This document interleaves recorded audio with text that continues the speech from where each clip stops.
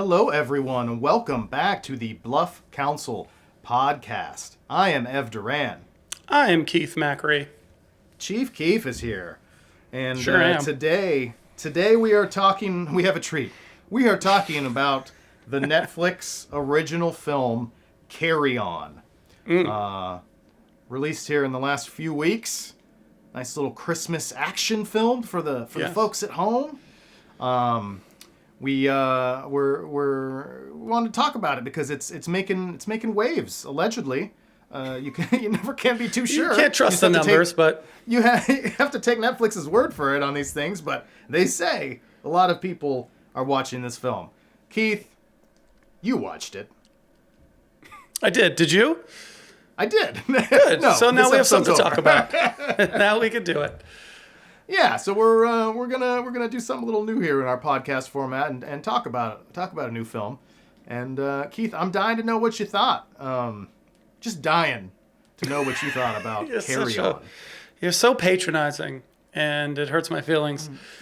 But here's the thing. Here's my hot take. I loved it. I loved it. I'm sorry. Because I feel like you're going to tear it apart. You're going to say a lot of mean things. And I disagree with you, you curmudgeon. I think this movie, I often say on our YouTube show, go check out our YouTube show. I often say we should, grade films or judge films with today in mind. And you disagree with that. And and other things we've argued about, I have said, for what it is today and what it's trying to accomplish, it's not that bad. It's pretty good, even though according to general historic film standards, the film's not good. I try and separate those two things. You do not. You're wrong. I'm right. Typical. And I see this movie and I go, this is perfect. I think this movie is perfect for what it is meant to do and meant to be. It's Die Hard of today. That's fun. It was fun. It was suspenseful. It grabbed me. And I'm not even being hyperbolic. Like, I didn't want to turn it off. It got late. I like to go to bed early. I have a daughter. I get up early. And I said, no, I want to stay up and watch this. I want to risk being grumpy in the morning. This movie made me want to risk being a worse person in the morning. Because I'm angry and grumpy and sleep deprived. And I said, this is what movies generally should be these days. They're just fun, exciting, suspenseful. Bateman did great. He understood the assignment, nailed it. A lot I could talk about. But overall, I really enjoyed it. Ev, why did you hate it? And why do you like me less?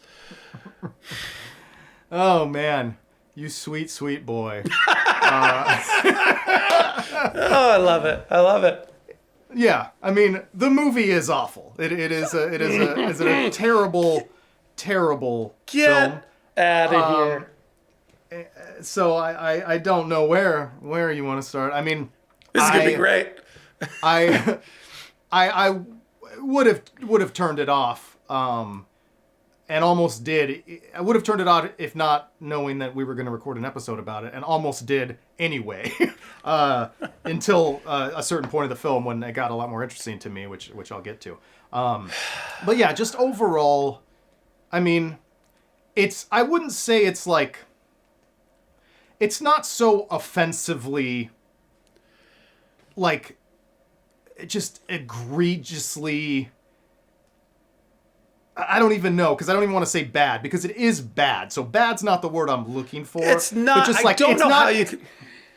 It's not like egregiously intolerable.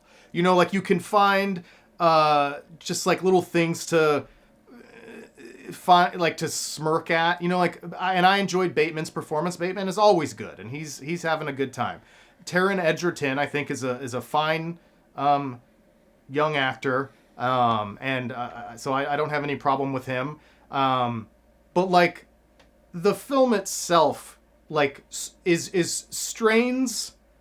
It asks too much, straining the limits of my believability of like that any of this could or would happen. And it's just like everything in this movie every part of the villain's plan, every part of what Taron Egerton does to save the day, everything is so contingent upon like things that could never happen, or that this one little thing has to happen just right, or it all falls up. Like, it's nonsensical, Keith. And so this is where, like, I can understand enjoying it from the point of just like mindless entertainment. It's action. I had a good time. I kind of turned my brain off. Like, folks do that stuff.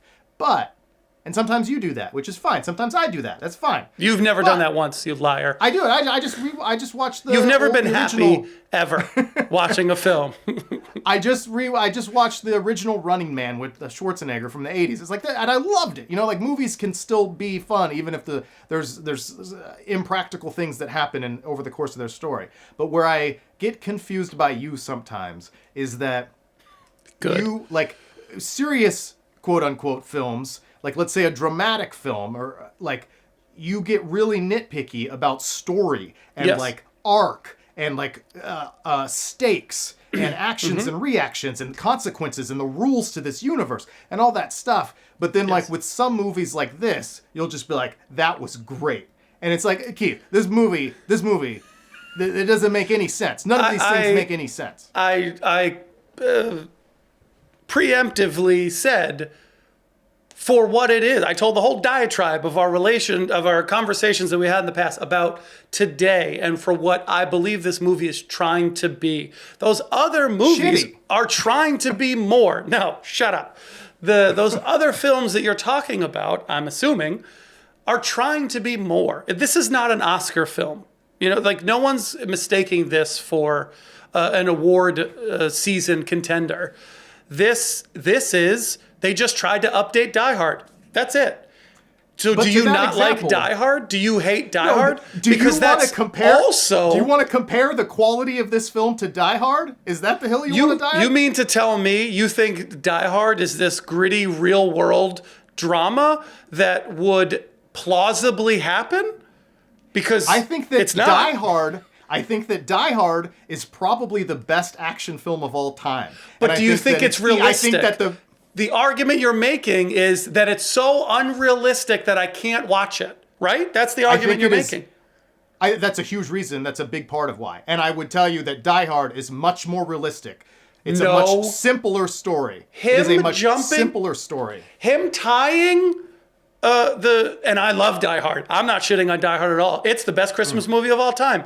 But him jumping from the explosion tied with, he's dead. He's at the end of the movie. Spoiler alert! When he jumps off the building, every aspect of it is hyper-realistic. None of it. None of Die Hard. They are equal in terms of absurdity of suspending your disbelief.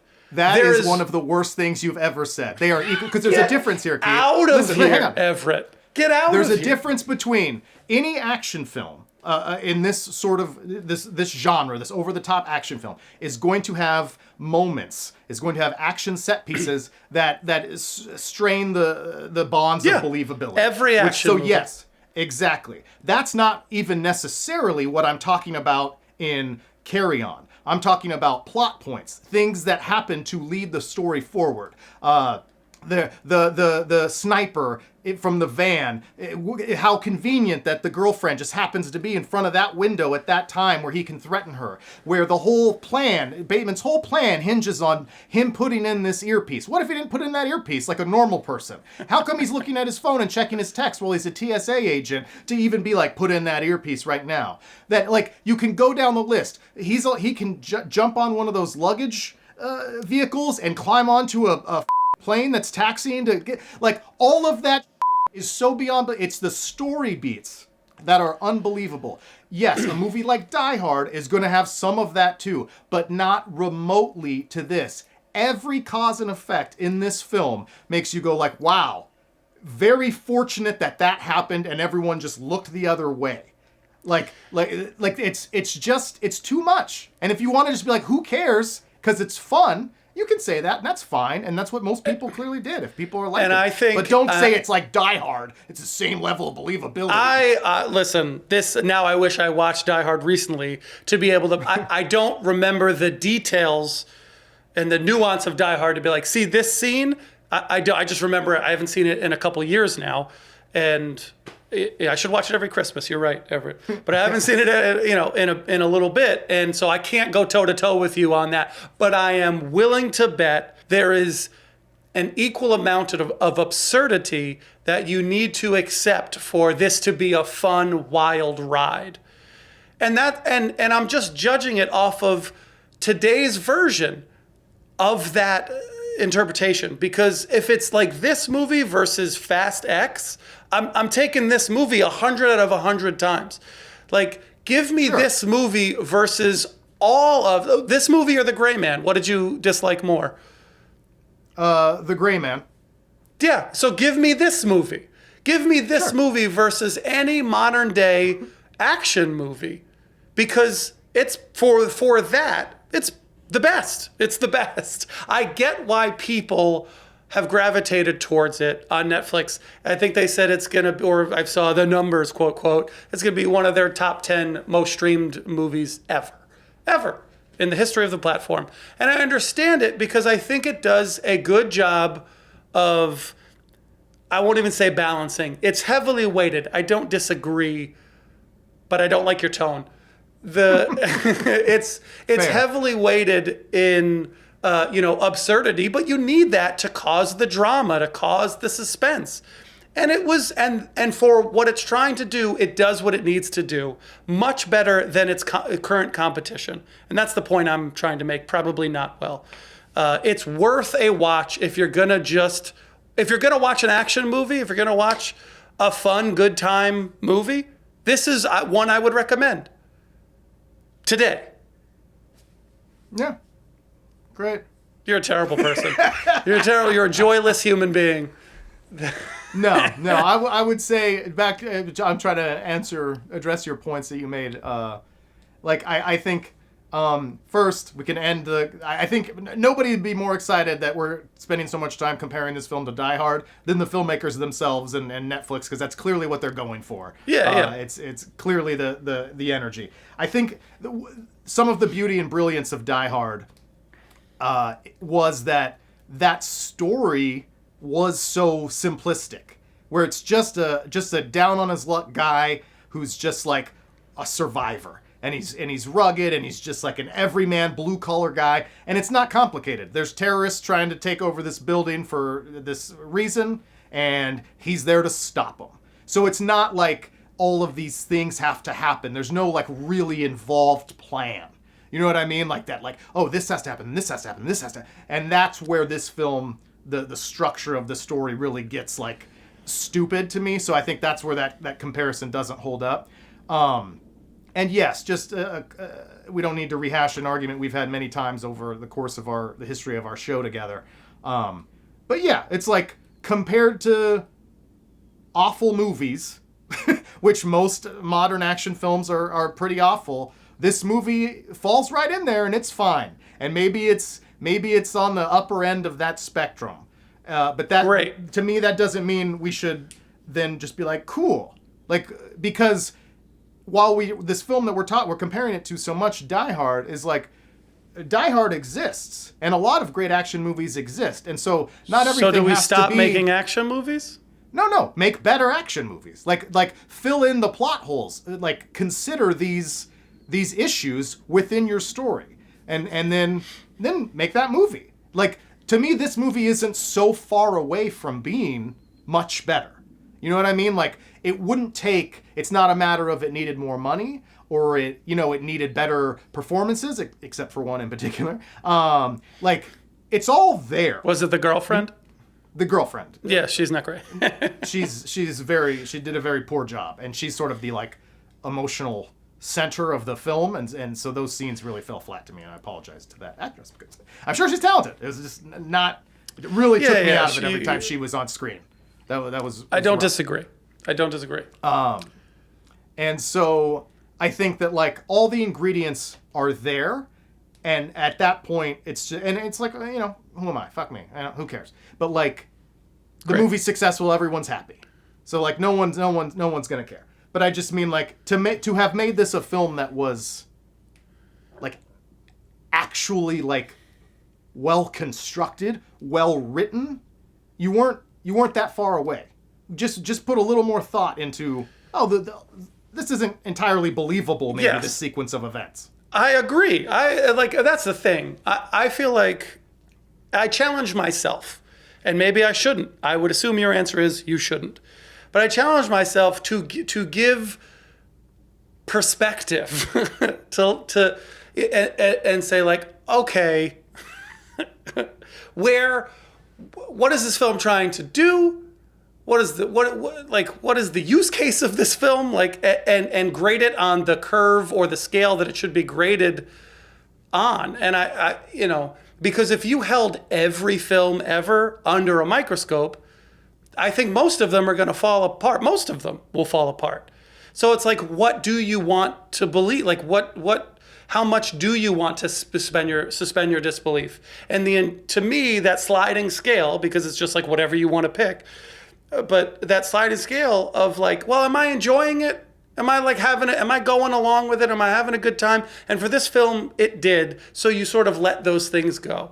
There's a handful of things I do want to nitpick. I have one in particular that I think was like egregious, where I go, this movie could have been solved pretty quickly if you just did the one thing, but do I want to allow myself to just enjoy the film?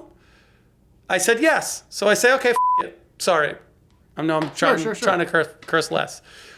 If the film does a good enough job at, like I always say, transporting you to that world, it's easier to overlook that stuff. And so if that worked for you, and I think it worked for a lot of people who watched it, that's fine. I don't. So what level? People. Like, how do you define for you, who I think is obviously on a different part of the scale than I am? Like, how do you? Are there metrics? Like, are there levels of where you can say, all right, I'll let this go? Because it feels like, from where I sit, there is none. It's just like, is film perfect? No, then it sucks. No, I don't feel that way at all. I feel like, as I watch a movie, and I you might be surprised, I genuinely tried with this movie too. I go into any viewing experience, I try to give myself like a really blank slate. Because I don't try to go into it being like, can't wait to hate this. You know what I mean? Like, it's a waste of time. And for me, if I know that, I don't watch those movies that I assume I'm gonna hate. And so when I went into this, I kept trying to give it another chance. Okay, it's all right. It's figuring it out. It's a little formulaic at the beginning. Okay, I got to get used to Taron Egerton having like a really like American accent, which he does not. He has a British accent naturally. So like I'm used to his voice being like that. My wife watched it with me. She started kind of like shit talking it right away, and I was like, I'm not. Stop. I'm trying to just give it a chance. Let me see where it goes. For me, my journey watching it was like, I thought the girlfriend's performance early on kind of kept taking me out of it, and so that's hard. That's hard for me to get into a rhythm. And then some of the writing just felt really like cutesy and on the nose. Like through some of those early scenes, like not super realistic. And it's like, it's like when you start to notice the stuff, when you start to notice the individual ingredients, that's when I start to lose my bearings a little bit. So I guess the argument could be made for me personally that like those first 10 minutes are really important to just like setting the stage and not doing anything that sort of like snap me out of it. Because if I'm just sort of like trying to catch, I feel like then I'm in trouble. So then I gave it an honest chance until I feel like I wanted to see what happened when the suitcase went through the machine. Like, okay, when's that person going to show up in the red hat, and when is that suitcase, and what's it gonna be? Like I wanted to get to at least that point.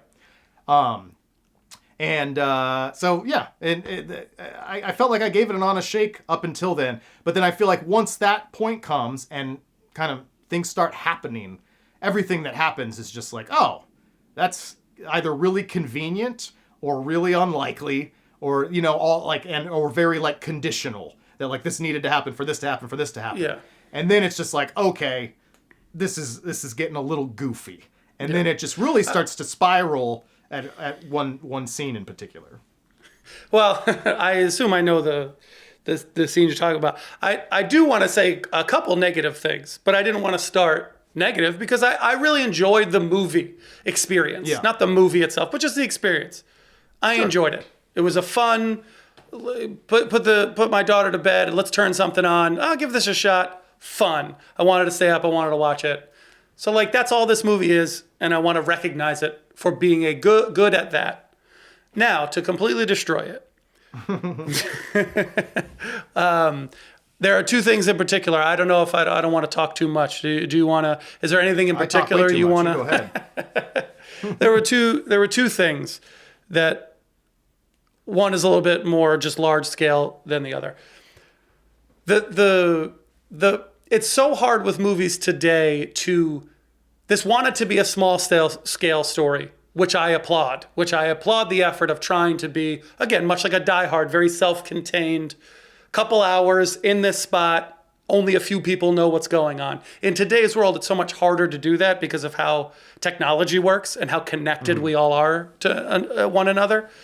But when they started to like introduce like the police into it, I go like this is not how they would handle this situation. It's not just like the cranky captain being like, we all want to go home. This nuclear threat that we have, like, let's get out of here. It's Christmas. Like this is not how any of this would be treated or work. Like this would immediately be the whole airport would be shut down. Like this wouldn't continue any further if it got to the police in any capacity. Well, so that woman cop just has to go in and flash her badge everywhere and just like is in charge. Just every single, I'm in charge of this, I'm in charge of the FBI, I'm in charge of, like, every situation, she's just calling all the shots. She's shutting down the airport, she's like, that's not how. Because she has a hunch. She has a hunch. She's going to trust this. Sorry. She's got... You got to let that plane take off. Silly. My boyfriends can solve it. I know. That was ludicrous. That was ludicrous. That was the second worst, maybe the worst part of the movie. For me, that scene where she was like, you gotta trust me. All right, I'm gonna let this plane take off. Like, in no world. But fun. I thought it was fun. But so in fun, no world. Guys. Yeah. And the thing that really grinds my gears, and maybe you tell me if it was as obvious to you if it was to me. At that moment, they're gonna let the plane take off. He's like, you gotta let the plane take off. So he runs in and he wants to disarm the bomb, right? He sneaks in to underneath the plane. For those who haven't seen it, spoiler alert, I'm going to explain the end. So he sneaks in, as all improbable as it may be, but does sneak in. Why doesn't, rather than staying on the plane and disarming the bomb, take the bomb off the plane? Then the plane can take off.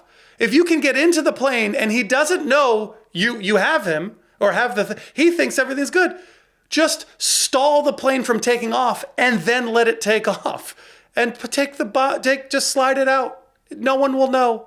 Everything, crisis averted. You have the bomb. You know how to disarm it. There's no threat of anyone doing anything. All set. That to me was the biggest plot hole of how easily this issue could have been resolved. I think that's fair, but I'm going to defend this film because I think it's perfect and perfectly written. Because you hate me and you hate agreeing with me and you're selfish. Please continue. But didn't his little app, his little bomb tracker app on his phone, didn't it tell him kind of where it was? So like the argument could be that if he took it off the plane, he would know because it wouldn't be in his radius anymore or whatever. I don't think that was ever roasted. I don't think that was ever explicitly explained, but yes, he did have a tracker on it to some degree. Available in the iTunes store right now. Go ahead and download the app. I'm loving this new Keith, this new and improved Keith. Well, no, I mean, I still feel these feelings about nitpicking story or whatever, but again, overall, I had a good time watching it. Yeah. That car crash was a little bit too much for me. That was a scene where it was just like, oh, we've kind of jumped the shark. Yeah.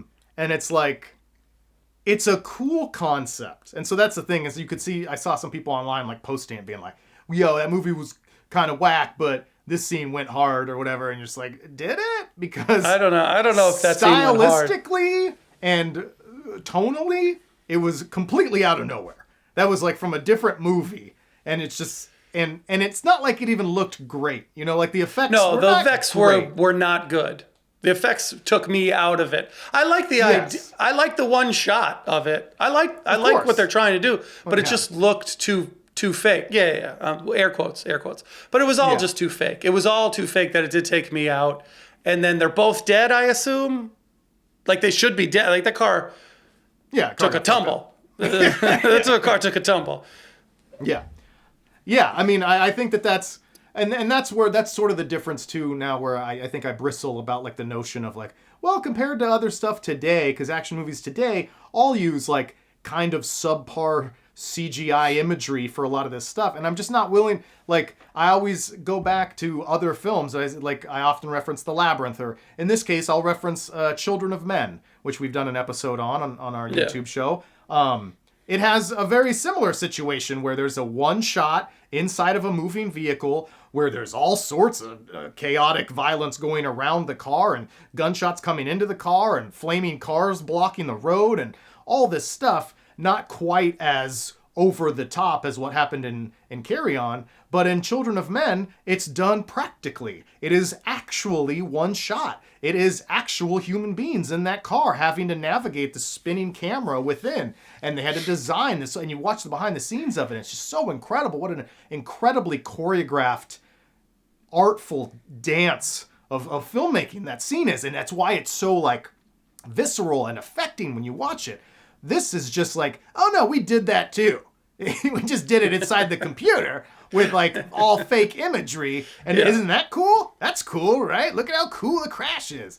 And it's like, I just want to like shake people and be like, it's not cool. Like it's not, there's no way that scene is objectively as affecting as the scene from Children of Men. So like, we know it can be done if you care enough to do it.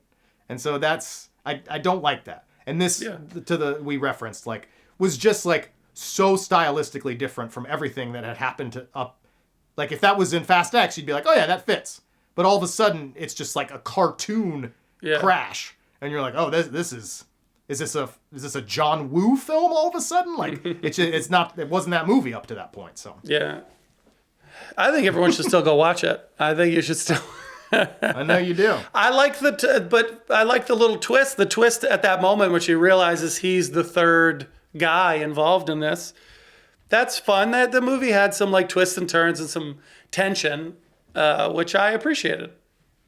Good. Thank you. Scratch that itch.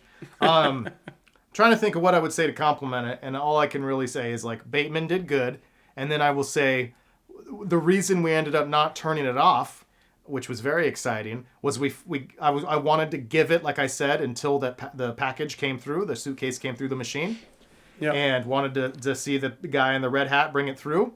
And then as that guy in the red hat brought it through, Monique and I, my wife, looked at each other, and we know that actor. He's a friend of Monique's, Tonatiuh,